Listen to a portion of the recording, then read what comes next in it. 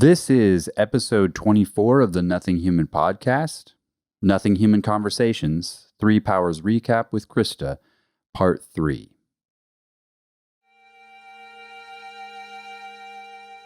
I am a human being. Nothing human can be alien to me.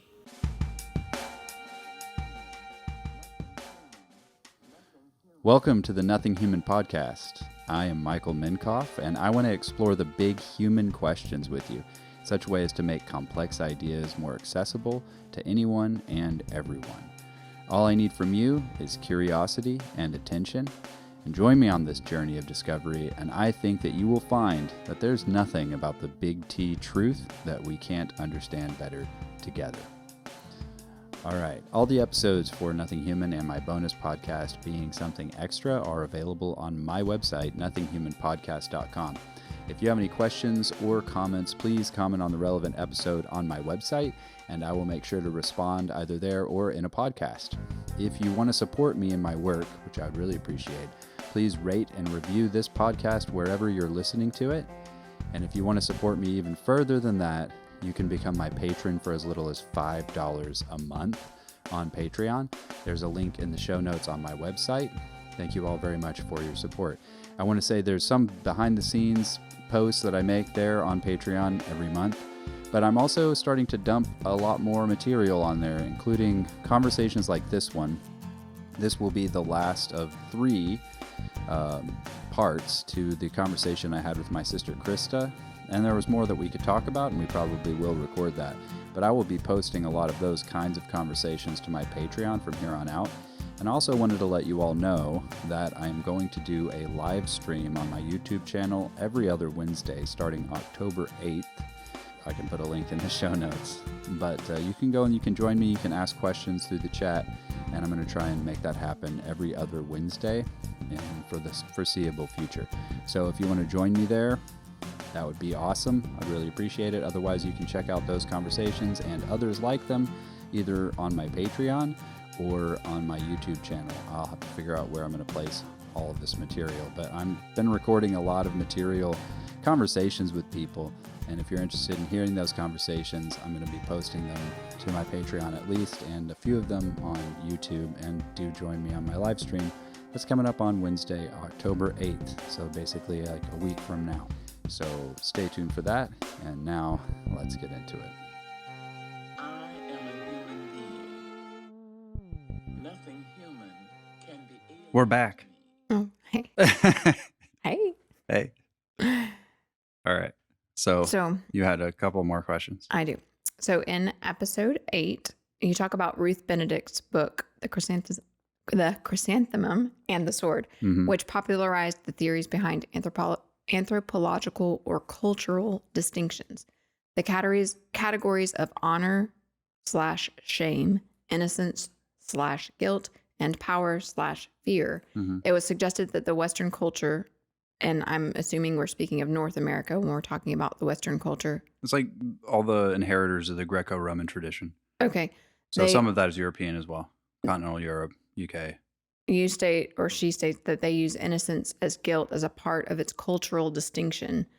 From my perspective, it seems like that the West is more of a power-fear dynamic.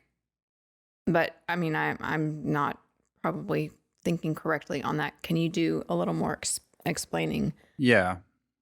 So I basically said I think that she's organizing them in terms of their relationship to the will. So honor, shame, innocence, guilt, and fear, power are all 3 actually will. They're distinctions of the will. But they're distinctions of the will when viewed through the lens of the primary power. And when I talk about the West putting intellect as the primary power, as it should be, like you're thinking, Plato, right? So philosopher king. And then underneath that, you have the honor driven, the will oriented, the order keepers. And then underneath that, you have, your merchants and the masses, the unwashed masses who are they're just interested in their appetites, right? Which that would be the affections in Plato's mind. Because again, Aquinas is kind of drawing from all of that. And he has a kind of similar perspective, although Aquinas is still in a society where he's recognizing maybe the will is more important, but he even has a discussion of whether the intellect, because he even says the will is part of the intellect, right? So the will is allowed to be part of the intellectual like world. And so in those terms, he is kind of elevating the will a little bit more than maybe Plato does. But Plato's a philosopher, so of course he's not going to elevate the will over the intellect. But when you think, most people do not function this way. Most people, even in Western society, are not intellect first. The vast majority of human beings on the planet, I think, are will-oriented. They're thinking about what is good to do, right? Like they're trying to figure out what's the right decision. How do I practically live my life? What are rules for my life that make sense? So given that fact that most people are volitional, and then maybe if you include women in the most people, which I would, I hope so. I would say most women are actually affectional. There are definitely volitional women, and there are even intellect first women. I would say intellect first women are even more rare than intellect first men, and intellect first men are pretty rare. So we're talking intellect first women. Those are the weirdest of the weird. And they exist. They do exist, but that's a very small percentage of the population as a whole. And it's even a small percentage of the population of intellect first people. Okay. So, and again, people are like, oh, there's all sorts of academics. Well, I've already said, I don't think most academics are actually intellect first. I think they're usually intellect second. That most academics are actually will first, intellect second. If they are intellect first, they're intellect external. Right. So they have external standards in the sense of they're adopting or drawing from things that have already been established. Right. When you look at most academic writing, it's pretty obvious that's the case because they're mostly quoting from other people's writings. They're mostly synthesizing other ideas that have already been made. They're reacting to. They're not like new thoughts, new ideas. Right. They're not necessarily contributing a huge amount in terms of original material. Right. And so in that case, even most intellect first people are external. Okay. So anyway, given that fact, if you're an anthropologist or a sociologist and you're studying peoples in general terms, it's like, well, what are you really going to be like zooming in on? Probably the will, because the vast majority of those people are operating according to the will. What is the best way of life? Right? Like the best thing, but the best choice making structures that we have, right? Different societies have different ways of making choices and what are good choices, what are bad choices, what are right choices, what are wrong choices. But they have a different standard, right? A different idea of like what makes a choice right, right? So if you go to an honor shame culture, they're going to say that honor and shame are what determine whether or not a choice is right. So if it goes towards honor, then it is a right choice. If it goes towards shame, that's the wrong choice, right? And if you go to a culture, but it's still oriented around the will, and innocence guilt is the same way. If I'm pursuing my standing, right, my name, my status, Right. then that's an intellectually oriented assessment of my will position, right? How do I determine whether or not my choices give me a status of innocence or a status of guilt that is more of like a position of name, right? So it's more intellectually flavored, if that makes sense. And so I would say the West being more intellectually flavored in terms of what it considers to be what is the right primary faculty, right primary power, is going to be more oriented towards innocence and guilt, because innocence and guilt is the intellectual flavoring of that will-oriented culture. Does that make sense at all? Yeah, I think I'm tracking. And in the affectional-oriented or affectionally attuned cultures, fear and power typically is what is the standard you would use to determine right or wrong choices, because the affections are saying, hey, what gives me good, or what could potentially hurt me. So power would be the way in which you acquire good. And fear is, like I'm afraid of these bad things happening. And so, but it's still will in the sense of, obviously, like power is the temptation of the will.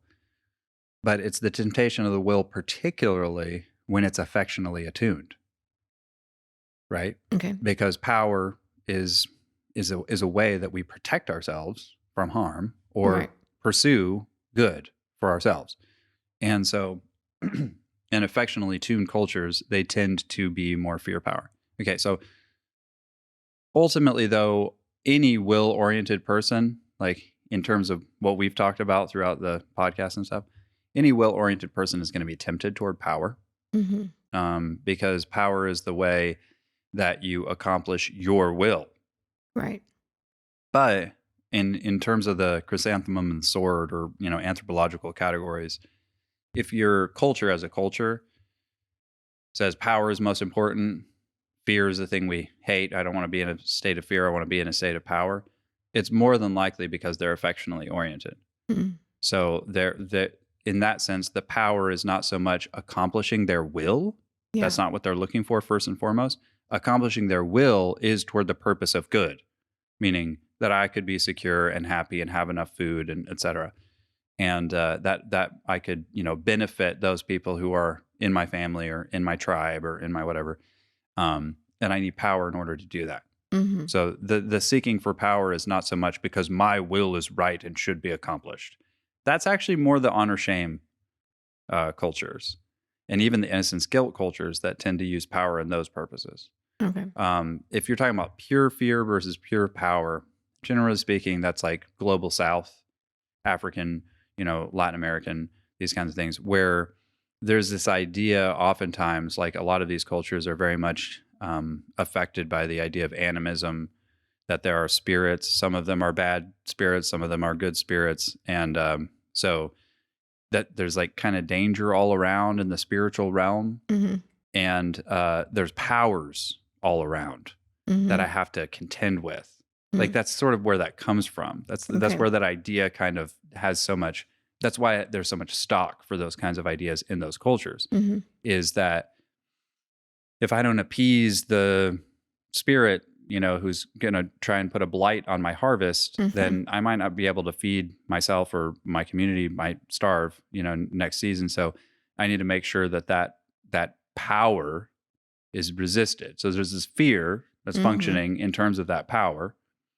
And then there's also this desire of like, well, how do it wouldn't be like, I need to appease this so that I will be declared guiltless. I need to appease this power so that I can attain honor. Like that's not what's there. It's like literally oriented towards my survival and the benefit of my life, because that's what I'm most interested in preserving and pursuing. And so, yeah, but in there's a little bit of problem. I feel like there's a little bit of a problem organizing things purely in terms of the will, even though the majority of people probably are organized in that way.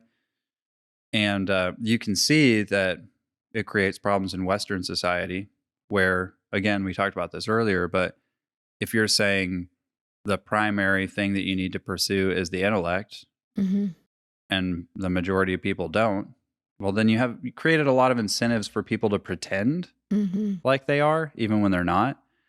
And anytime you have a culture where there's a huge force where it's like, hey, a large number of you don't function this way, but you at least need to pretend like you do, or you're not going to be considered good people, Right. like, solid people in the society, you're going to have all sorts of dysfunction, right? There's huge amounts of dysfunction in those kinds of environments. So that's one of the reasons I think in Western society, there is so much falseness, which is ironic considering we're supposed to be truth-oriented and rational. Yeah, we're false. But so much of us are very false. We're pretending because we're not allowed to operate according to the way we actually are. Right. And so we have to have all these pretenses and these masks that we wear. And I know that there are masks and pretenses in all sorts of environments. I mean, Asian environments, too. But I think actually there's less of that.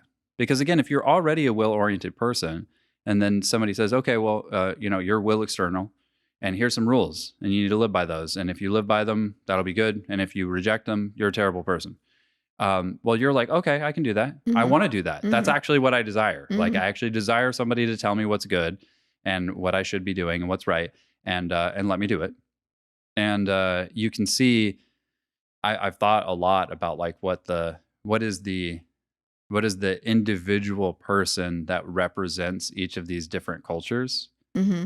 And most of them do have like an ideal person, Mm-hmm. right? They have an ideal of like, and in the Old Testament, in the Bible, the places were actually named by their patriarchs, right? So like Egypt is named Mitzrayim because Mitzrayim is the first father of Egypt. So Canaan is named Canaan because it is the children of Canaan that are there. Right. Right. And so it was almost like Canaan represents the ideal person of our society. You know what I'm saying? I do. So, yeah. So yeah, I think there is a sense of there's an individual idea of like, if the society should be shaped like this, it's because there's a sense in which the society represents our idea of a human being. Mm-hmm.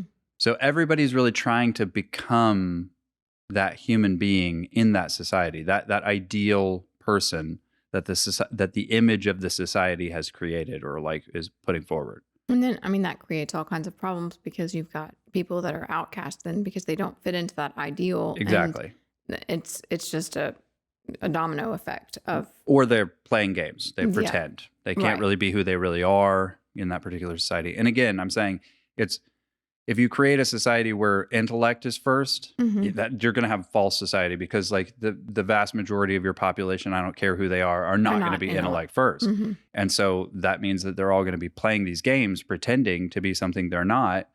Right. And when it would be so much easier if you're just like, hey, guys, you're just not that way. It's okay. And that's okay. It's okay. Like, don't worry about that. Stop trying to be something you're not. It's not a big deal. Right. Like, but the only way to do that is if you start believing that the ideal is a composite person, right? So then you start saying, well, the ideal is kind of a makeup of all the ways we contribute. So rather than you having to be the individual person that totally conforms to the ideal person, instead we just say, no, you're just part of the ideal person. Maybe you're a member of that body. That would make it so much easier and take a lot of pressure off of a lot of people. Exactly. So if we were to function in a different way and look at ourselves as more of a composite instead of ideal. Right. And then you can say, okay, well then, Christa, you're not the whole person and you don't even have to be. And I'm like, yay. But just find something in the ideal person that you can be. And you be that. And that's what you're going to be for society. This harkens back to the body of Christ. It does. It does. So that's the reason why Paul talks about it in those terms. That like not everybody's an eye, not everybody's a mouth, not everybody's a nose, not everybody's a finger, not everybody's hair. We got to fulfill all these various different parts in this composite that is the reality of human being. Yes. That human being is not a monistic monad type of a reality. It is not a monolith. It is composite. So yeah, I think that society would function better if we're comfortable with that. And then people could be more comfortable saying, yeah, I don't do that. I don't do that in this body. I'm not an eye. I'm not a mouth. I'm not an ear. I'm not a whatever. And those be great. We have those boundaries and we're like, oh, we know what we can do. We're not expected to do the other things. It's actually a very functional system. It is. And it's freeing. And I do think that the honor shame cultures tend to emphasize this more where, I mean, think about the specialization that from ancient times was expected within Japanese and Chinese culture. I mean, even, I don't know, have you seen the documentary Hiro Dreams of Sushi? No, I haven't. Well, it's Dreams just about of sushi? Like the sushi. Food, sushi? Yeah, the food. Okay. It's about a dude whose life it sounds very is sushi. entertaining.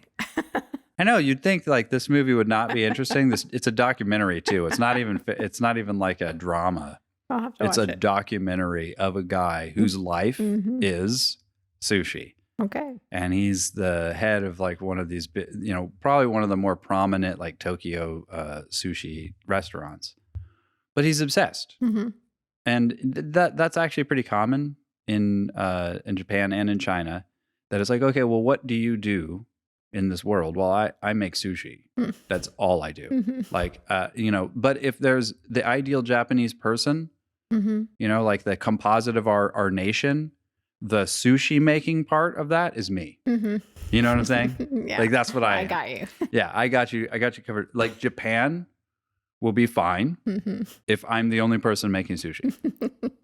If I'm in charge of that. That's good. But that's the way they did most things. And so there was this specialization where it's like, well, what part do you play in society? And if you don't fit yourself into the hierarchy and structures of society, then like that is shame. That is where the shame comes in. See, and in the young cultures today, there's such lostness. And we used to be a country of, you had the farmer and you had the baker, you had the meat, whatever. The butcher. Thank you. that one.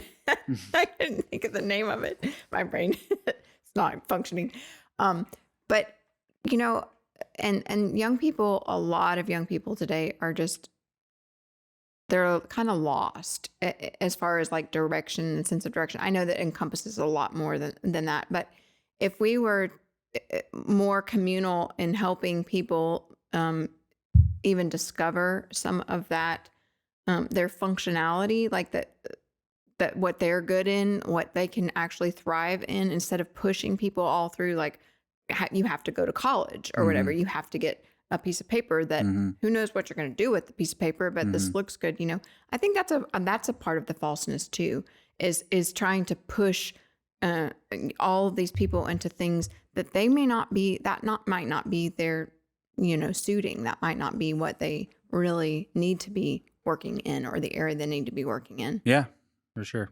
And I think that there should be a lot more freedom for that. And with my own kids, we've tried. I mean, we've got at least one child who will go the college track. And I've told all of them, if you want to do one of the learned professions, so, if you're going to be a doctor, you're just going to have to go to school. You're going to go to a lot of schools. There's no way around it. If you're going to be a lawyer, same thing. Even if you're going to be a pastor, you're going to have to go, you have a college degree, generally speaking, go to seminary, etc.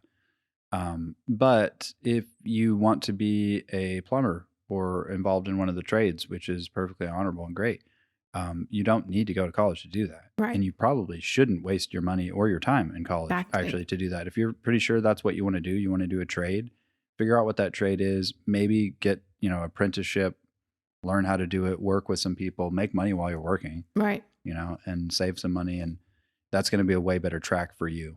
Of course. And so we've talked to all of our kids about that, and that's what we've decided that we're going to do. And a lot of them probably will go to college, and that's their choice if that's what you want to do. But we're still asking the question, why do you want to go to college? What are you trying to accomplish there? And can we keep focused on what that actually is, like, while you're there? For some of them, it's more socialization and, getting connections. And I'm not actually against that.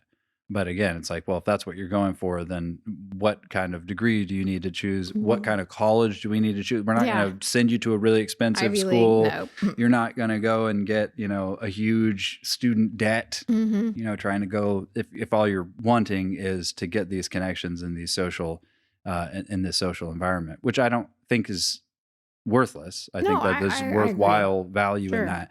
But again, it's like, well, it's not worthless, but it may not be worth going into life crippling debt to get it. So that's how we're kind of thinking through it. I think it's helpful. Yeah.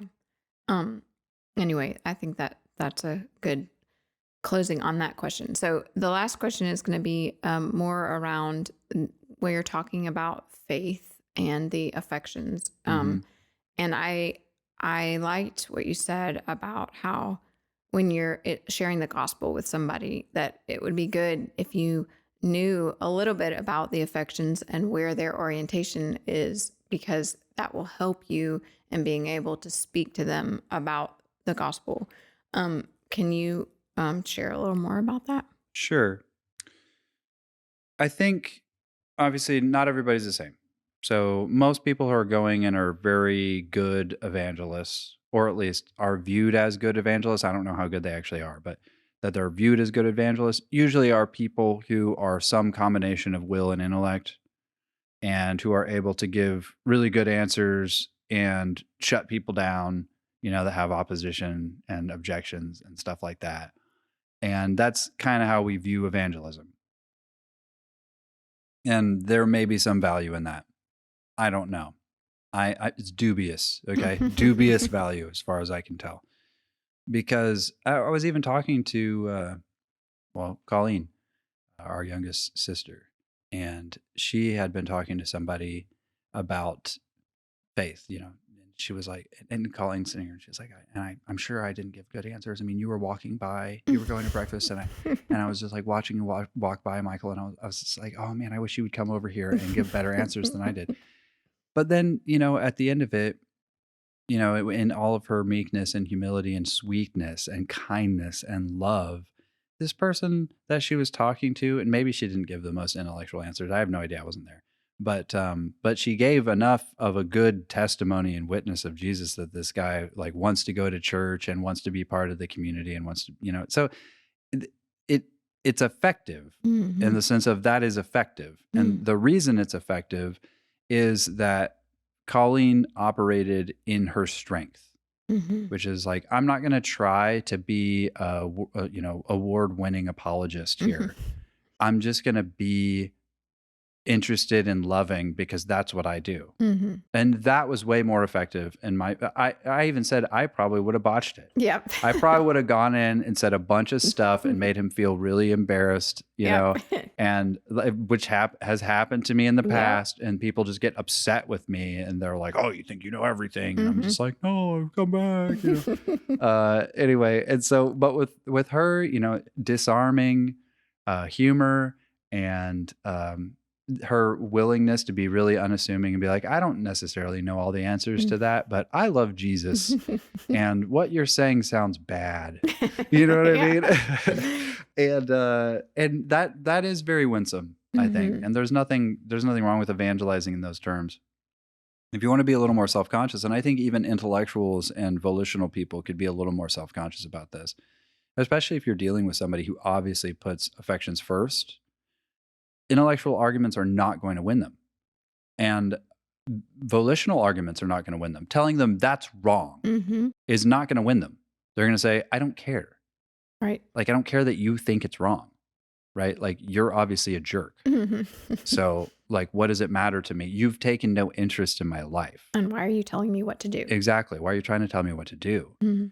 And, oh, you think you're so smart, right? Well, I'm sure there's other people who are way smarter than you who could give you an answer. And even if I haven't been able to give you an answer, turns out you're a jerk, so I don't care, Right.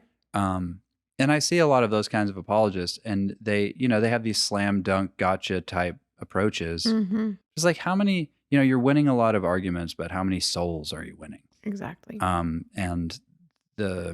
So in those terms, I would say if you're dealing with a person who is actually truth first, which you're probably not, but let's say you are, then you can give them reasonable, rational. I mean, I'm thinking of like C.S. Lewis, who was obviously an intellectual, and probably, he and Tolkien had lots of conversations, and Tolkien basically convinced him, argued him to the faith with just a really sound argument concerning the true myth.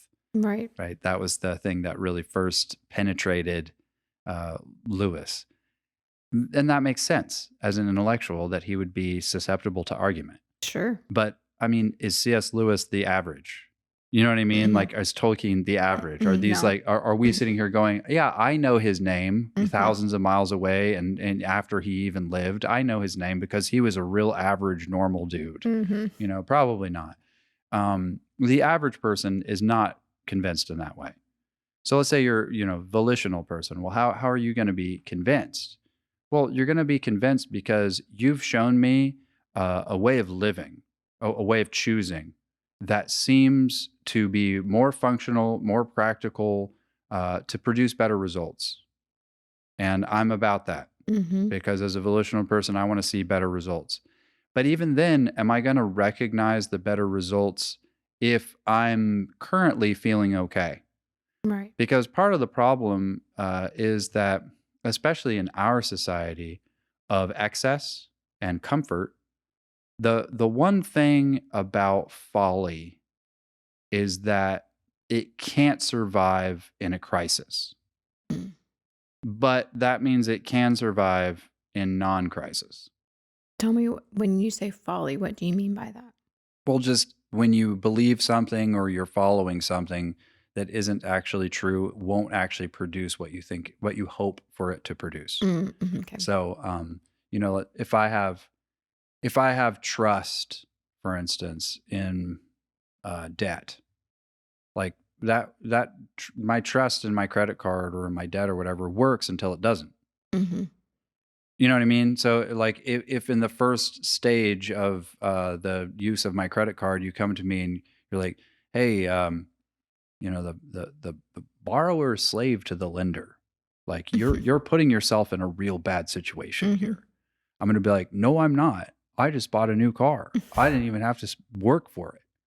Like, you're telling me that doesn't work? It's working, bro. It is working, right? You're not going to start thinking, "Oh, maybe that was foolish," until the chickens come home to roost. You have to start paying the consequences. And that's the same case with sin, of any sin, any kind of sin, any kind of sinful life, any kind of whatever.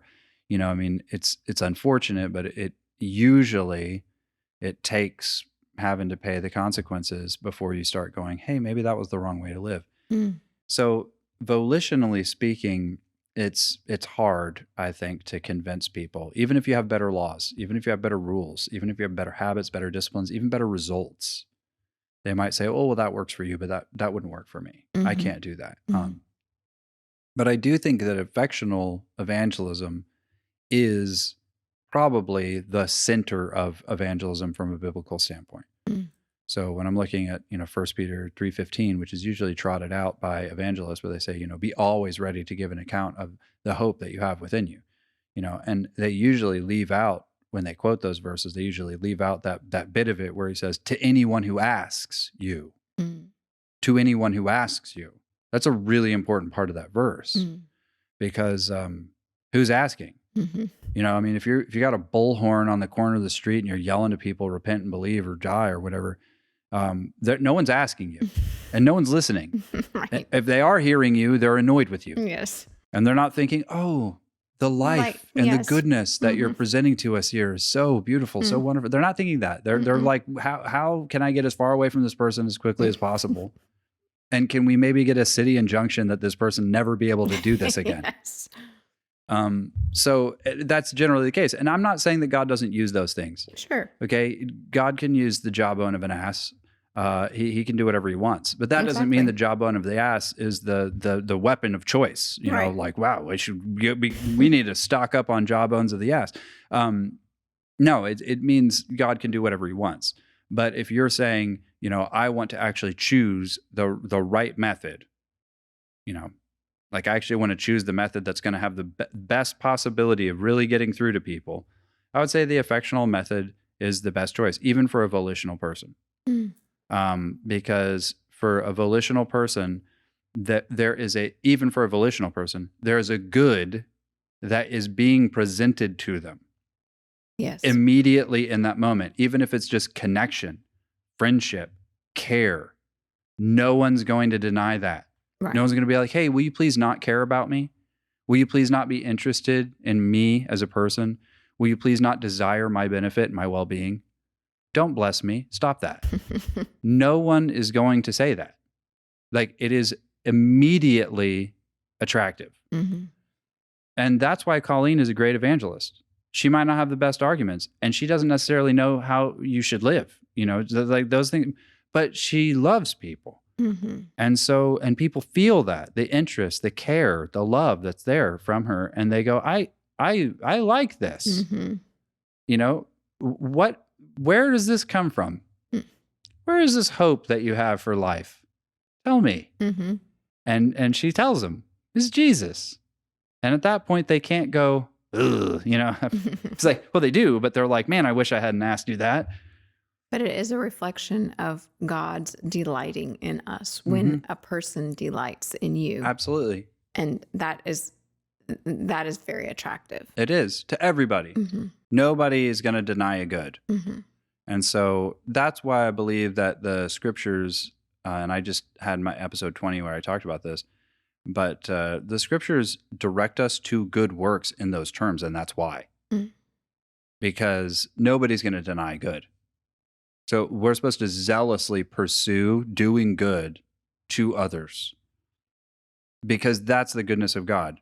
It is. And when people experience that good, that generosity, that sharing in life, they go, oh, where is this coming from? How do I get more of this? And we tell them it's Jesus. But they're not going to ask. They're not going to ask if they feel like you're annoying. Yep. And lame and selfish and self-centered and think you have all the answers and think you know everything. And you're going to tell them what to do and what they should be and shouldn't be doing and all of that. Exactly. It doesn't work. It doesn't work. And not even that. I mean, it's not appealing. Like you don't want that. Nobody wants that. No, people don't want it. Now, that doesn't mean God couldn't use it. No. I'm not saying he can't. But even to David, who was called a man after God's own heart, Nathan accommodated his rebuke with a story. Right. Okay, so like even with David, his message had to be accommodated. If you have to accommodate your message with David to keep from the wrong results, I would imagine that accommodating your message with other people is sort of the norm. Definitely. And I feel like it's like, what's your purpose? Yes. What's your purpose? If you're going out to evangelize so you can feel better about yourself, well, and who cares how you do it? People that you've won. Yeah. Then who cares how you do it? You don't care. It doesn't matter. You're not going to change. Why would you change? Because you're still going out there and you're still getting your points, whatever those points may be. I don't really know. I don't think God's granting you any points, but if that's why you're doing it, you have your reward in full. So two thumbs up. It was one. Here, I'll give you two whole thumbs. Okay. But if you are actually out there and your concern is, how do I benefit the people around me to the maximal amount? However that may be, like, how do I reach them? How do I love them? How do I do good for them? Then if you do something and it doesn't work, you're going to say, oh, well, I need to do something else. Right. And it may not be like, I need to do something else generally, because you don't care about general. You care about this person you're talking to right now. You care about the people that you're with at that moment. And so you're going to say, oh, when I said that, oh, that offended you. I'm sorry. I'm not trying to offend you. Right. Like I care about you. Maybe I need to talk less. You tell me what's going on. Why were you offended? And just giving like the open door, like we may disagree on issues. Yeah. We may disagree with whatever. We probably will. But let's have a conversation. Like, let's talk. I still care about you, even if I could be wrong. Like I may not have all the points. Yeah. That. But you have to really believe that. Yeah.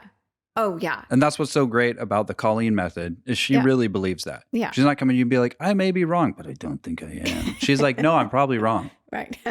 I don't know. Yeah. And it's great. Having the humility to be able disarming. to say that. Yes. It's very disarming. It is. So anyway, all that to say that is something I think as Christians we should take more into account. The fact that we don't take that into account, I think just points to the fact that overall, we don't care about other people. So when other people say, hey, it doesn't seem like you care about me. I understand why you're saying that. It doesn't seem like we do. That is the sad truth. But those are facts. Yeah. Maybe even truth. And truth. In the facts. And the facts. I don't know. I mean, there are exceptions. Like I said, I'm not trying to bash. It's funny. Like a lot of people are like, so you're just not in the church. I'm like, no, I'm totally in the church. They're like, well, you act like the church is really messed up. I'm like, oh, it is. That's why I'm there. I'm there. I'm part of that messed upness. A and B. I'm just trying to do the best I can. You know. And I think, I'm here to try to benefit my brothers and sisters and the people around me. So if God is going to use me in those ways, I need to be where the use would be useful. So we need to figure out how to take this to the churches and how to bring awareness so that we can start granting more, so that we can become more unified. in our different areas of strengths. And I don't know how to do that. Yeah, I don't either, actually, because, well, I mean, there are all sorts of ways you could. I'm just saying that most of them are not effective. Mm. How bad do you want this to get? Like, How bad? You mean depressed? You want me to get depressed? how depressed do you want to be? No, I don't want to be depressed. Let's just talk about Jesus. Okay.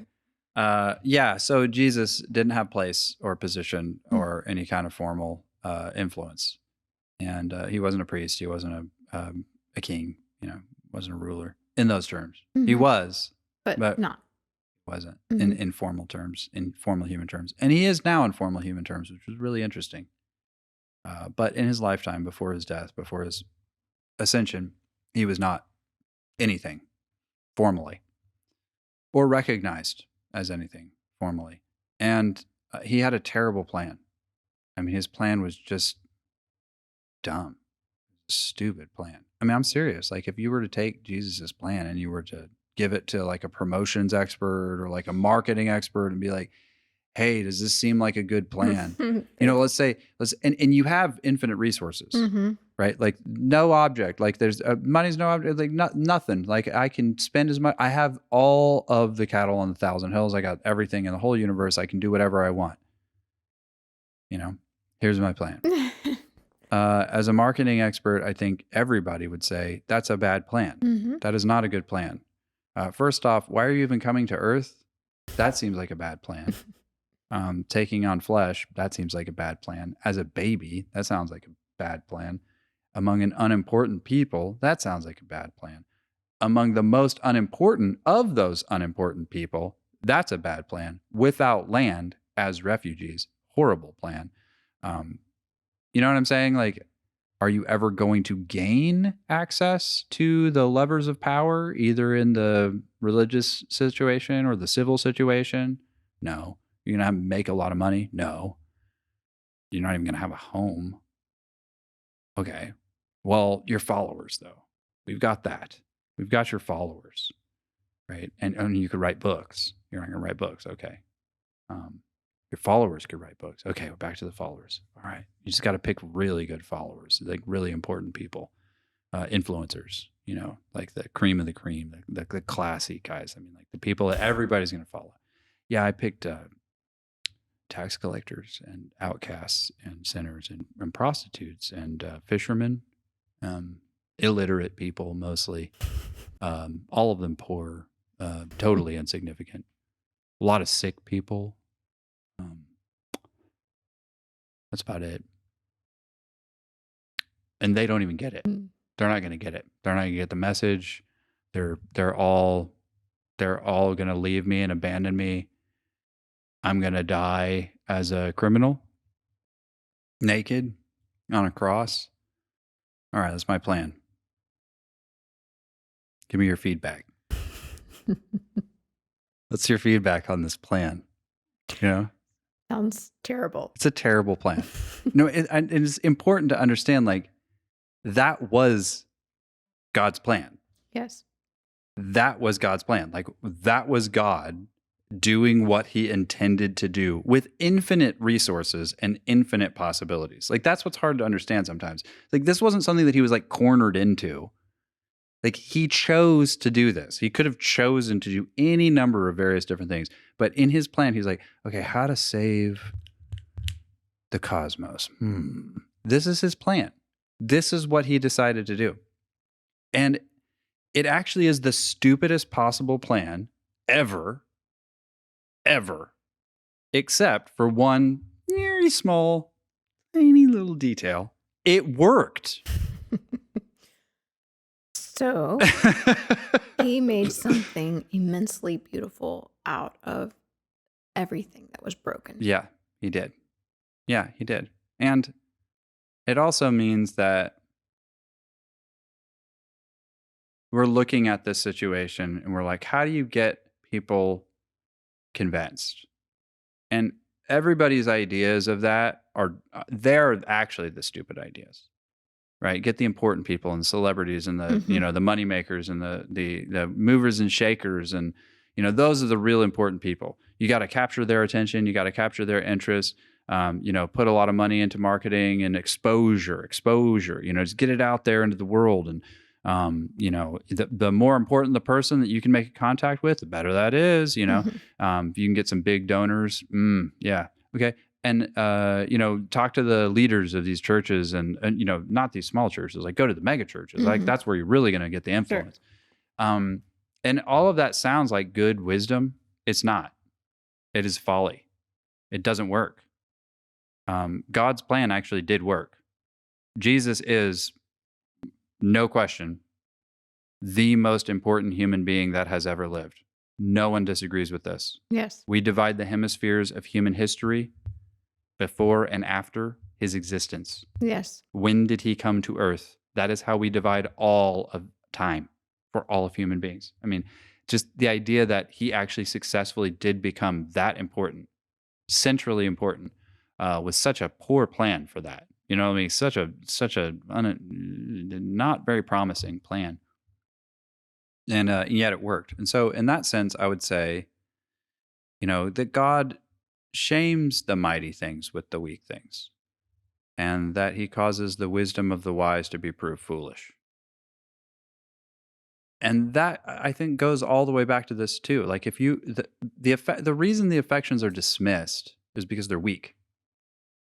They don't that doesn't it doesn't seem like the way that things are going to get done. Your feelings, Mhm. right? And yet God chooses those things, those weak things of the world, He does. to shame. I mean, for instance, Jesus is the seed of the woman. So, like, all the power and the prestige and the fame and the money and the pleasure and the everything, properties and properties and properties that Satan had, all the kingdoms of the world, that he had built, or hadn't built, just stolen, whatever. That kind of like malevolent, seemingly unstoppable power. And he really was overcome by a mother. It's true. He was overcome by a mother. And so that doesn't seem like that's the way it would go. But good does truly conquer evil in the end. And I don't mean this in terms of righteousness conquers wickedness. I mean, that's obvious. I'm saying life conquers death. Mhm. Love is as strong as death. And life ultimately overcomes death. Resurrection is reality. It's not a pipe dream. It's the reality of the situation. And so in those terms, I think we can pursue love in our environments to our own cost. I know everybody talks about love like it's some silly little thing, but it costs a lot to love people. It costs a lot. It costs suffering. To love people consistently takes way more strength than to dominate people. Mhm. It takes way more strength. When you're seeing Jesus on the cross, that's not a picture of weakness. That's a picture of divine strength. Mhm. He's holding back the flood. So I feel like, to consider love properly in the terms that God sees love, in the terms of God sees affections, in the terms that God sees these weak and silly things in the world, you've got to recognize, like, no, you're seeing them wrong. Like, you're not seeing them for what they really are. You're not seeing them for what they truly will be shown to be. Mhm. And faith in that sense is seeing them now for what they are, even when they haven't been revealed, right? Mhm. Like saying, oh, I don't need the king to wear his royal robes for me to recognize him as king. I still see his kingliness even when he's in beggar's garments, Mhm. right? And that's important because there's going to come a time when you're going to be judged on whether or not you saw the king in beggar's garments. And so if you're going to operate in faith, like, you need to not be operating according to status and influence and importance. Like, you need to be able to see the king when he's dressed in beggar's clothes. You see what I'm saying? Like, and oftentimes he is. That's the thing, is this is no joke. Like, again, this is not a fake thing. Like, when you start to see people for who they are, you don't see little beggarly people anymore. You start seeing that all these things that you used to neglect and used to think low and used to think useless and used to think stupid, are there's great value in them and great power in them and great benefit. So, and so you do see them for what they are, and eventually they'll be revealed. And if you don't see them now, you're going to be shown to be a fool then, which, maybe that's okay. But I'm sure we're all, I don't want to be that. I'm sure we'll all be shown to be some kind of a fool. But Jesus did say, as you've done unto the least of these, my brothers, you have done unto me. And so Jesus is going around even now, dressed in lowly garments. I mean, he just is. So like, look for him. And I guess that's part of the whole thing with the three powers, is like, learn to value what God has said is valuable. Yes. Even if it's not in terms that you value already. And I think that takes a work of the Holy Spirit in moving in that direction to even see those things. Like the Spirit has to open my eyes to see the lowly, to actually be attuned to people, to learn and understand, to ask the right questions, to hear. So well, I have a question for you. So when Jesus is the least of these, like, what does that actually mean? Well, I'm not the philosopher, but I'm going to speak on my terms of what I'm thinking. So I believe that what he's speaking of is the unseen people, the least of these, the outcast of the groups, the churches, the whatever is culturally popular.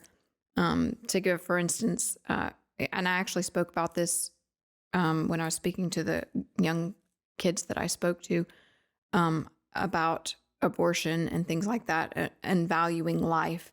I was talking to them about what society values as important, like the athlete, and they discount the artists and the musicians. Well, I have seen the artists and musicians bullied by the bigger, the group that's more acceptable. And it's personal to me because it's happened in my own family, and it's hurtful, it's painful. And so my goal was to help to talk with, I want to see those people, and I want to see the people that are the least of these. And I think that the way that you see them is to look outside of what is that ideal, like we were talking about earlier, the whatever cultural ideal is. But it's the homeless person, it's the transgender, it's the homosexual, it's the people that are considered by the church, we don't want to deal with you, like people with mental illness. I mean, there's a whole group of people that you can connect with in your own community that you find yourself, every day. And so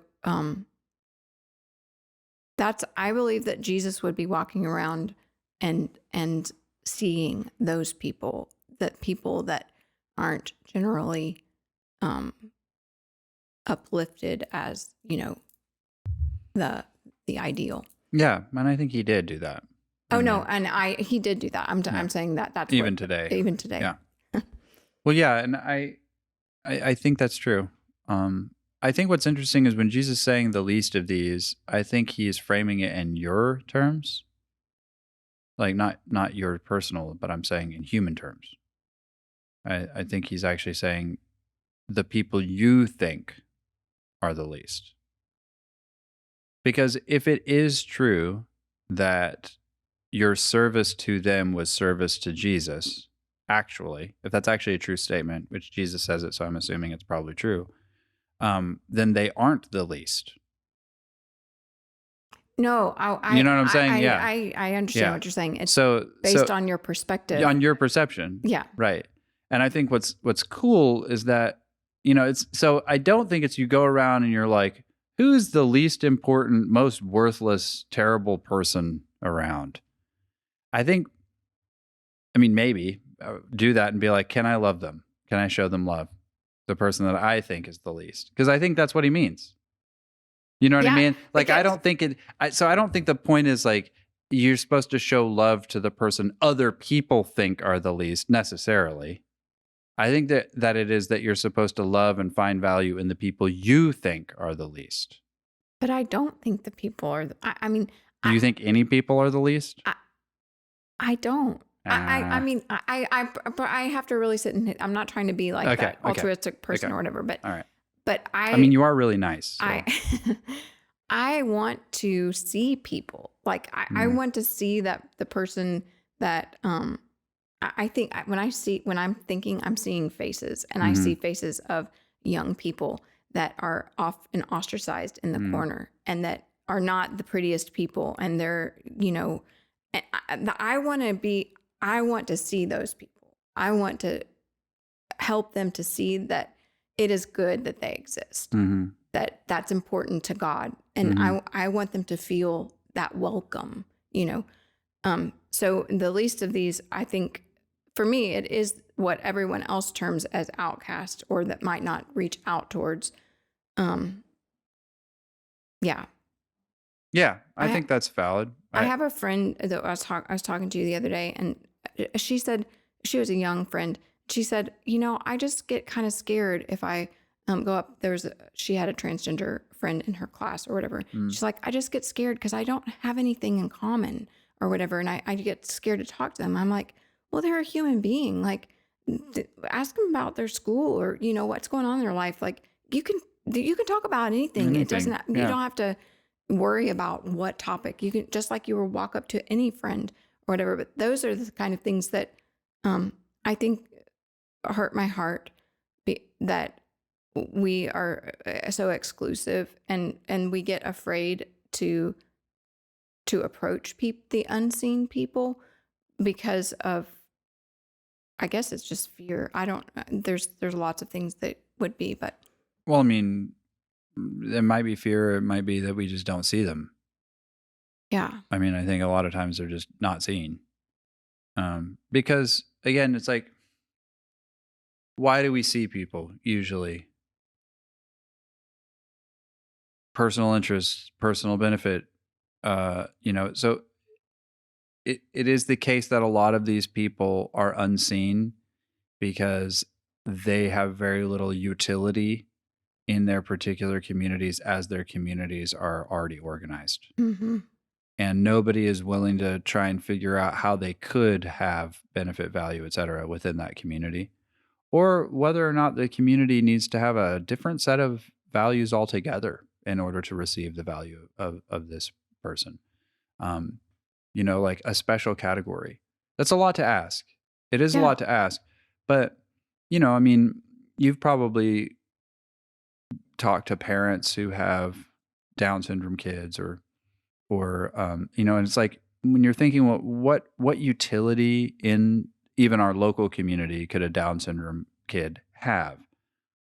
Well, in one set of metrics, not very much. Okay. There's a set of metrics that you could set up and you'd be like, this Down syndrome kid is probably not going to be like the most productive employee, or, make a lot of money, or, be a great tither. They may not, there's all sorts of things you could say that, like, if I'm looking for the quote unquote ideal church member or the ideal family member, the Down syndrome kid is not necessarily going to fit that bill very well. But if you've talked to parents of Down syndrome kids and just been like, so you wish you didn't have this kid who's only just a burden. They never say that. And I believe them. I do too. I believe them. Because, all you have to do to believe them is spend any time with their kid. Yes. Because like a 99.99999% of my experiences with Down syndrome people has just been like wonderful. Like life-giving, life-affirming. I'm smiling right now because I have seen, and especially, have you seen the Peanut Butter Falcon? Did you see that movie? I haven't seen it. Oh my goodness. Is You it good? have to see it. Okay. It's so good.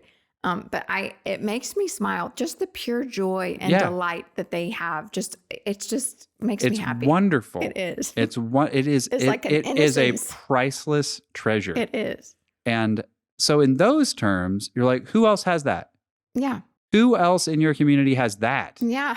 So want like, it. and if you can't value that, get out of here. Like Yeah. seriously, like how can you not value that? And the parents are not sitting here struggling, trying to, So anyway, I'm just saying there are lots of communities that out of a sense of inconvenience or utility or whatever, they are killing those children before they exist. Yes. Like, Iceland or whatever was talking about how we don't even have any Down syndrome people at all because we abort all of them before they're even born. And you're just kind of like, what a loss. Exactly. What a loss for you all. It's so sad. And so anyway, I really do truly believe that is the case, that these unseen, these people who are like maybe don't have the same utility, just like create a new category for them or try and figure out where they are valuable, because I can guarantee you they are. There's a reason they exist. God put them here for a reason. I had an idea. I think that I had the people that I have a hard time going towards is the people that think that they deserve everything. Those are Entitled people? Yes, the entitled people. That's the hardest one for me to reach out to, because I'm like, That's actually what I was thinking earlier when I asked you that question. It's weird because when you start thinking about who are the people that I think, man, I wish that they didn't exist. It's a totally different set. That's the least of these for me, right? Yeah. Well, what is difficult though is that most of them are already doing just well. They're doing great. Yeah. They don't need anything. They don't need anything anyway. So it's like, well, what would I do for them? I'm not really sure. No. I can give them the truth. I don't think they'll like it very much, but I'll keep trying to give it to them. Yeah.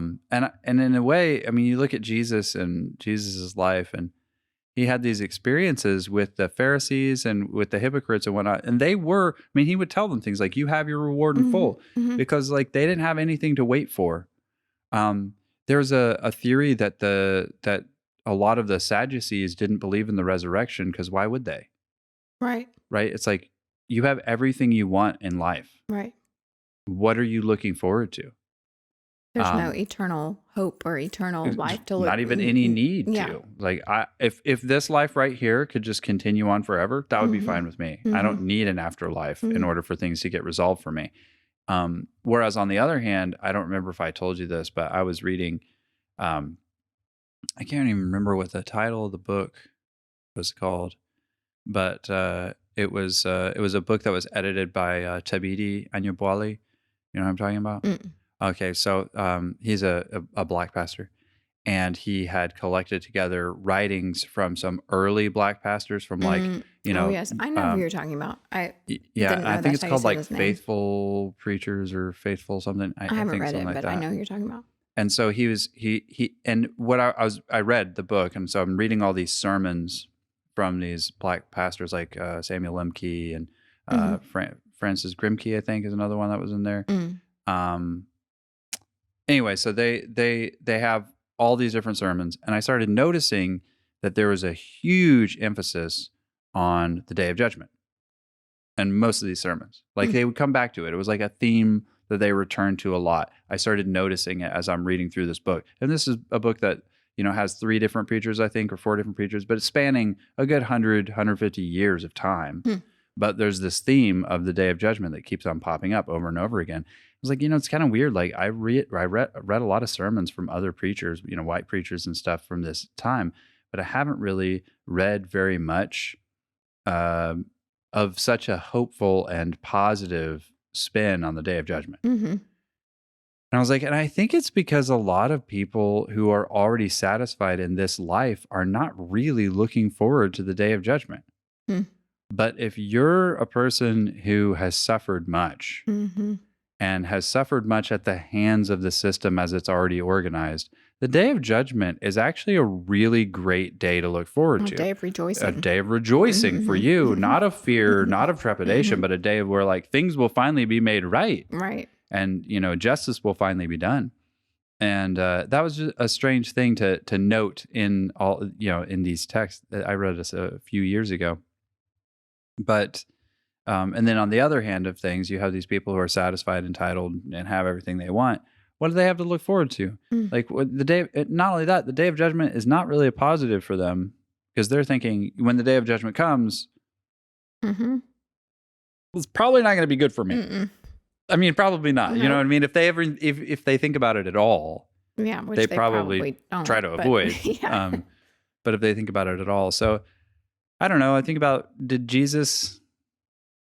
what did he do for those people? Were those the least of people for Jesus too? But yet still some were converted and some came to believe. So well, because he was also really faithful to do what he could for them as well. Yeah. I mean, meeting with Nicodemus at night. Right. What a shameful thing for Nicodemus to have forced him to do. But he was willing. He was willing. Because that was and his he went. sacrifice. Exactly. Because he was willing to do it for Nicodemus. Whereas, it's interesting that to Nicodemus, this was so very bizarre about all these things, that I've been thinking a whole lot about how willing God is to have a bad reputation. He's so willing to have a bad reputation, not for the sake of, not for no purpose. No, sure. But I was listening to a podcast. I didn't like it very much. Was it truth telling for you? No. Oh, okay. I love truth. Okay. I don't care. That, even in my pain, I love it. Even if it's painful. No, but no, it was not true. Oh. I felt like, because I felt like they were bad-mouthing God, basically. They were talking about the book of Job, but they were bad-mouthing God in a way that, not like Job's friends, but more like Job, but they weren't understanding how Job was doing it. Oh. I'm explaining this very poorly. But the thing about Job is Job said what was true about God, and it made God look bad. And God was willing to look bad. The book of Job is published. Do you see what I'm saying? The book of Job is in the Bible, which means that God is fine with just being like, okay, well, He can take it. Yeah, I can take it because I know that if I put this book in the Bible, for however long, people are going to be reading this book and be like, wow, God's a real jerk. You know what I'm saying? It's like, you don't think he could have just, I don't know, not had it in the Bible? Do you know what I'm saying? Like, if God is who he really is, who I think he really is, then he knew that that's the way the book would be received. And he put it in the Bible anyway. Yeah. And so people are going to read it. And he knew, you're like, yeah, you're going to read that. And we all think we're so sophisticated. Like, you pull one over on God. I saw how things really were. I read that book, Job. It's like, you mean the book I put in the Bible? Like, I'm glad you read it. You didn't quite figure out, you didn't take that final step. You know what I mean? You took the step all the way up to the point of God's a real jerk. And it's like, no, the point you need to get to is the point where you realize God is okay with being viewed as a jerk for your sake. That, like, God is not going to say, I don't allow any bad mouthing of me of any kind. Job, and then the person Job and the book Job both indicate that God is okay with people speaking their mind about how they feel about what God's doing at any given moment.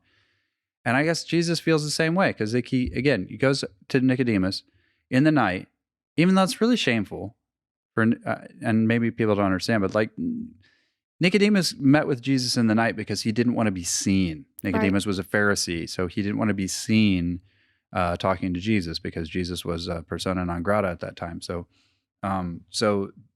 Jesus could have just said, "Hey, man, meet me in the day and give me honor due me." Sure. Or don't bother. But he didn't. But he didn't do that. He was like, "I'm okay with the fact that people all think I'm something that I'm not, and I'm even okay with the fact that you are more concerned about your own reputation than you are with, like, showing me any honor. You're not worried about my reputation. You're just worried about your own." Anyway, but he still shows up and he still talks to Nicodemus. And as far as I can tell, Nicodemus believed. And so did Joseph of Arimathea, again, who was another member of the council. So there were those that did. And the reason they did is because Jesus was willing to be patient with them and to tell them the truth, even though he knew they wouldn't like it. Yeah. And I think should be something that we do as well. I mean, we're not going to throw pearls before swine, so to speak, but we have to be willing in whatever environment that we're put in, because we are in communities, we are in a place on purpose. So the least of these could mean different things to different people. Different people. Yeah. And Jesus was willing to die for their chance to be saved. Yeah. And it's easier for me to see the least of these and to address the outcast. It's not as easy to address, and it's not that I don't see them. I see them. I see them. That's not it. It's just, it's harder for me to address in that way. Yeah, me too. Yeah. I'm just being totally vulnerable. Yeah, me too. Like it, because they have hurt me a lot. And, so. And sometimes, and it's not just a hurt, that is true for me as well. But and I know you've experienced this, but the intellectual, what you have to meet a person in that status, the intellectual, I don't have that intellectual capacity to be able to, I can say truthful things, but the truth, the version of truth that I'm met with, it's hard for me to like dissect it and like be like, no, that's not on where I give up. And so, well, yeah, but I mean, me too. Most frustrating conversations I've ever had in my entire life were with those people. Well, so yeah, so we're on the same page. And again, it's like my whatever quote unquote superior intellect it doesn't matter. Like the cool thing about power is that you don't care if you're wrong, that you don't have to. It's like, well, yeah, I mean, yeah, you're right. Throw this guy in prison. You know what I mean? Like kick him out, hurt him. And then it's like, well, what does your truth matter now?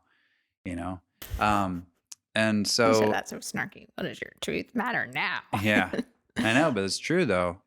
Like even Pontius Pilate is sitting here going like, what is truth? Because like, who cares? So the point is, though, we need to lean into the people around us that we have connection, that we're in community with. And I think that would be an important thing for all of us, listeners. And it is going to be hard. That's the point. That is hard. Going to be that hard. Is a hard thing. If you're like, actually, it's really easy for me to love the least of these. No. You're not loving the least of these then. It's not easy. That's the whole point.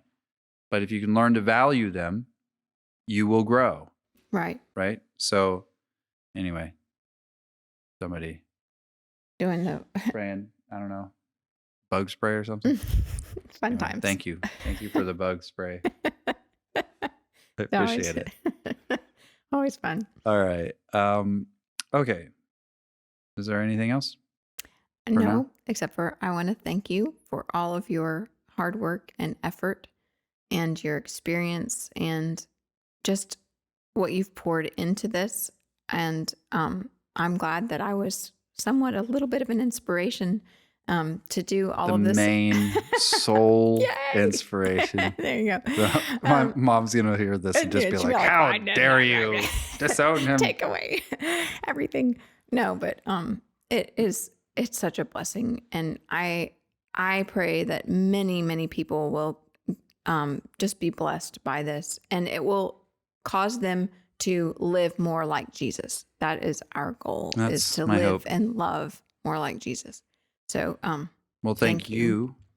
Thank you for coming on and being willing to talk to me and driving all this way from Kennesaw. Yeah. Is that, are you still in Kennesaw? I am about to move to Ackworth, but yes. Okay. All right. Not too far. Ackworth. All right. And thank you for coming all this way and for being willing to talk to me. And apparently we're going to do at least one or two more of these maybe. Yep. We'll see. We'll have to I have to get my act together. And get through the rest of the 3 powers. So this is the, parts 1, 2, 3 or whatever of the 3 powers recap with my sister Christa Slyman. Mm-hmm. And I almost called you Christa Minkoff, but it's okay. You're Slyman now. Which is really, sly man. I'm a sly woman. Sly woman. Christa Sly woman is here with us today. We're just being silly. So yeah, thank you so much for being here, and we'll see all of you, I guess, at some point. If you watch this video, we made a video and stuff, and I guess it's probably going to be on YouTube. I'll probably put it up there. So if you want to see us talking into the mics, then go on YouTube and you can see that. And if you want to see me hitting the mic all the time, hitting the mic and making noises. Yeah, you'll at least know where some of the noises are when my elbow comes down on the table and she has her wrist bracelets. Yeah. Fun times. Yeah. Okay. Anyway, thank you all. We'll see you later. Until next time. Thank you so much for listening. Be sure to join me October 8th at 6:30 p.m. Eastern Daylight Savings Time on my YouTube channel, which you can find at Nothing Human Podcast. It's just at Nothing Human Podcast. And I'm going to do my first live stream Q&A on that date, October 8th, 6:30 p.m. I'll be doing one of these live streams at that time, 6:30 p.m., every other Wednesday evening for the foreseeable future. So I hope you all will participate and bring your best questions. And if you have any comments or questions that you don't want to ask there, you can remember to navigate over to my website, nothinghumanpodcast.com, and you can leave me a note on the relevant episode. All right, so thank you all so much for listening. I'm sorry this has taken me so long to get this last bit out, but I appreciate your patience. Until next time. I am a human being. Nothing human can be alien to me. Nothing human, nothing